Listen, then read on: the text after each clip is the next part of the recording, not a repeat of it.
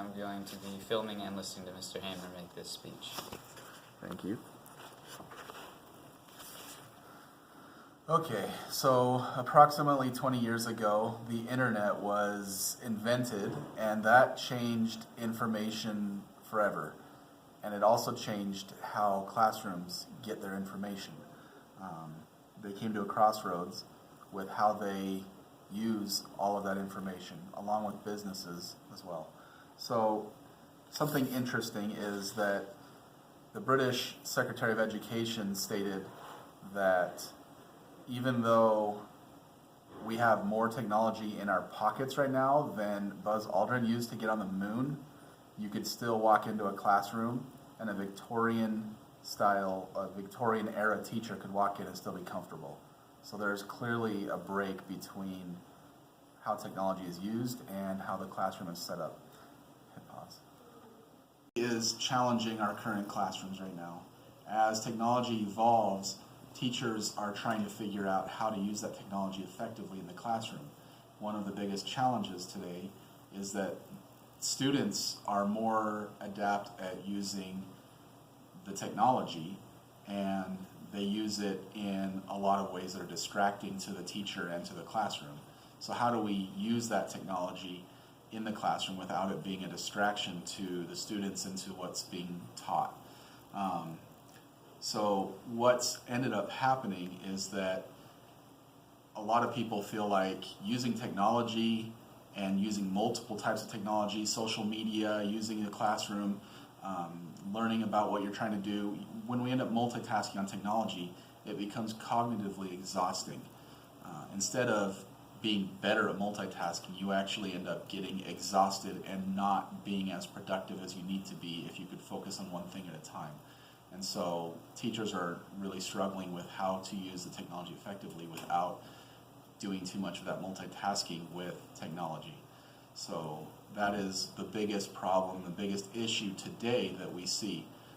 As a technology specialist in the school, it's been my job to try and figure out how to make that happen.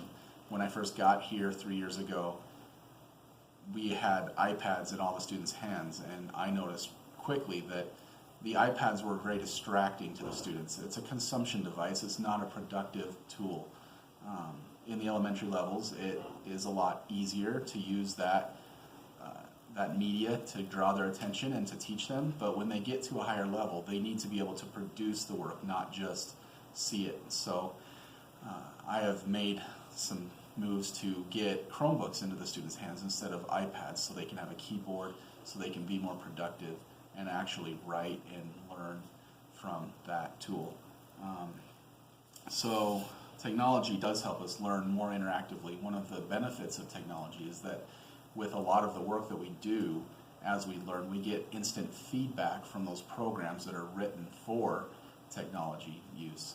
And so that creates a higher level of satisfaction from student learning because they instantly get that feedback. They instantly get some of the things they need to feel like they're learning and learning positively.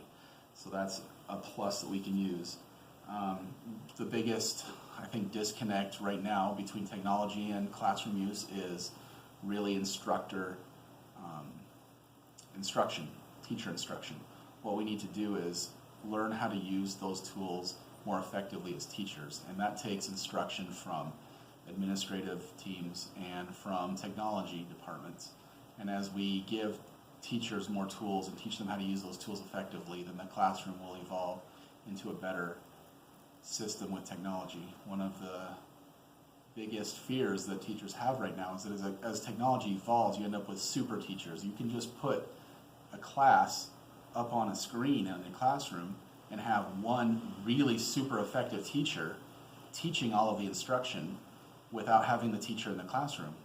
And so what ends up happening is you end up with 4 teachers in a whole building with contracted teachers in who knows where, anywhere in the world, teaching all of that instruction. And while that can be effective, it's probably not a great way for students to learn all the time. There is ways to use technology for distance learning that will be effective, but right now that's one of the biggest fears for teachers, is that technology will take over their job.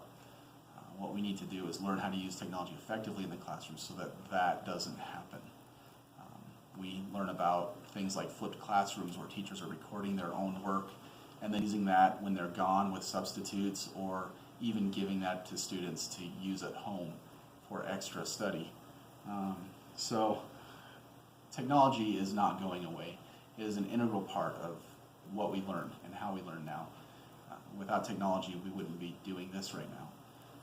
But we need to learn how to use it effectively.